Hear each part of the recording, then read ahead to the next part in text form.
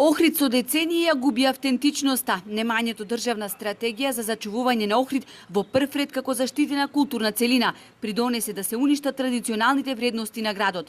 Експертите од УНЕСКО одамна ги исцртаа црвените линии. Во неколку наврати потенцираа дека и несоодветната конзервација и реставрација на заштитените подрачја и објекти може да биде причина број 1 поради која веќе нема да го толерираат Охрид.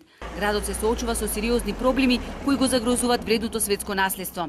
Архитектот Димитар Зарчев, кој своевремено како председател на тогашното собрание на општина Охрид бил вклучен во постапката за прогласување на Охрид како град на УНЕСКО, отворено зборува за несоодветната санација на објекти кои представуваат културно богатство.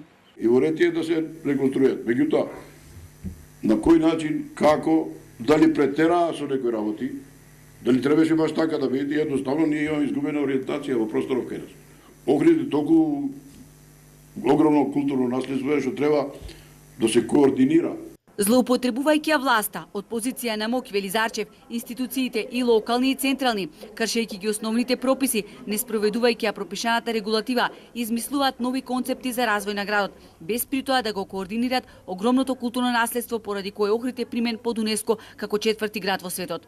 Прашање е колку имаме сачувано и прашање е колку имаме аналогии, значи елементи, да речеме да го погодиме конзерваторите, реставраторите да погодат, да речеме да реконструкцијата правилно како што изгледала во определен временски период. Инаку за подсетување, Центарот за светско наследство се уште чека државата да достави сеопфатен акцијски план за интегрирана заштита на старото градско јадро и план за управување со природното и културно наследство.